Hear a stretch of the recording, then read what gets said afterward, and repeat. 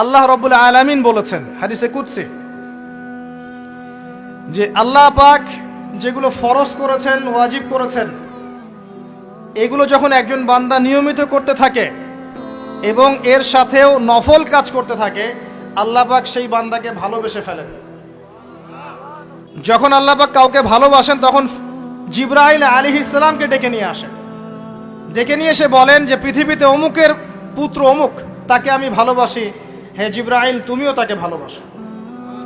এরপর জিবরাইল আলাইহিস সালাম তাকে ভালোবাসতে থাকেন এবং অন্যান্য মালায়েকাদেরকে ডেকে জিবরাইল আলাইহিস সালাম বলেন, আল্লাহ অমুককে ভালোবাসেন, আমিও তাকে ভালোবাসি, তোমরা সবাই তাকে ভালোবাসো। এরপর সমস্ত ফেরেশতারা তাকে ভালোবাসতে শুরু করে।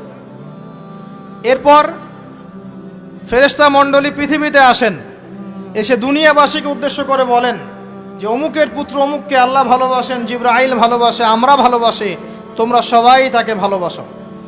এরপর দুনিয়ার মানুষদের কাছে তার মর্যাদা বাড়িয়ে দেওয়া হয়, তার দিকে মানুষের মনকে ঘুরিয়ে দেওয়া হয় এবং তার প্রতি মানুষের ভালোবাসা সৃষ্টি করে দেওয়া হয়। আল্লাহ পাকের নূর যখন আপনার ভিতরে আসবে, ইনশাআল্লাহ দেখবেন আল্লাহ রাব্বুল আলামিন আপনার হাতে তার দ্বীনের পতাকা দিবেন ইনশাআল্লাহু আযজা ওয়া জাল্লা। তাসকিয়ার প্রয়োজন, তাসকিয়া না আসলে নূর আসবে না। লাভ নাই ভাই, প্রচুর ইবাদত বন্দেগী করে মনের মধ্যে অহংকার রেখে কোনো লাভ নাই। অনেক কিছু করছেন, নিজেকে মনে করছেন আপনি সুপিরিয়র, অন্যরা সব ককরোচ, আপনি জান্নাতের ডিলার, লাভ নাই।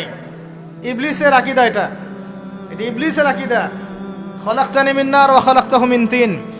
এখন যারা ইসলামের বিপক্ষে আছে তাদের মধ্যে থেকে আল্লাহ পাক খালিদ এবং ওমর রাদিয়াল্লাহু আনহুর মতো সাহাবী বের করতে পারেন। আল্লাহ পাকের সুন্নাহ বোঝা খুব দুষ্কর। যাকে আপনি তুচ্ছ করছেন আল্লাহ পাক তাকে হেদায়েত দিয়ে আপনার চেয়ে বড় জায়গায় নিয়ে যেতে পারেন। যাকে আপনি বড় কাফের মনে করছেন আল্লাহ পাক কাল তাকে হেদায়েত দিয়ে ইসলামের খেদমত করাতে পারেন।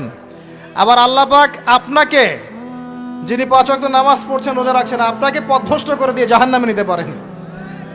অতএব আত্ম অহংকারের কোনো সুযোগ নাই, তাসকিয়া দরকার। কদ আফলাহা মান যাক্কাহা ওয়া কদ খাবা মান দাসাহা। قد أفلح من تزكى وذكر اسم ربه فصلى بل تؤثرون الحياة الدنيا والآخرة خير وأبقى। তাসকিয়ার পরে কি করবেন? চেষ্টা করেন হালাল রিজিক অন্বেষণ করার। আল্লাহর ওয়াস্তে সুদ খায়েন না, আল্লাহর ওয়াস্তে ঘুষে যায় না, আল্লাহর ওয়াস্তে, আল্লাহর দোহাই দিয়ে বলছি দুর্নীতি করেন না, আল্লাহর ওয়াস্তে মানুষের সম্পদ আত্মসাৎ করেন না। আল্লাহকে ভয় করেন, আল্লাহর ওয়াস্তে করেন, আল্লাহর ওয়াস্তে ছেড়ে দেন।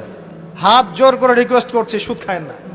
নিজের মায়ের সাথে জেনার মতো অপরাধ, নিজের মায়ের সাথে জেনার মতো অপরাধ, এটা আমার কথা নয়, এটা মুহাম্মদ সাল্লাল্লাহু আলাইহি ওয়াসাল্লামের কথা। যাকে কবরে আপনাকে দেখানো হবে, যিনি আপনার জন্য সুপারিশ করবেন কাল কিয়ামতের মাঠে, যিনি আপনার জন্য হাউজে কাউসারের পানি নিয়ে দাঁড়িয়ে থাকবেন, আপনার উসওয়াতুল হাসানা, সেই মুহাম্মদ সাল্লাল্লাহু আলাইহি ওয়াসাল্লামের কথা সুদ খেও না। এর সর্বনিম্ন পাপ নিজের মাকে বিয়ে করা, নিজের মায়ের সাথে জেনা করা। কেউ যদি এই সমাজে নিজের মায়ের সাথে জেনা করে থাকে, কালকে সকালে রাস্তায় বের হয়, আপনি চাইবেন তাকে রজম করে মেরে ফেলতে, চাইবেন না? এই কাজ দিব্যি আমরা করছি। সর্বোচ্চ পাপ সুদের, আল্লাহ এবং তার রাসূলের সাথে যুদ্ধ করা।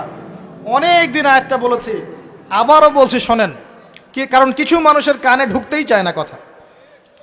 আল্লাহ পাক বলেছেন, ইয়া আইয়ুহাল্লাযীনা আমানু, হে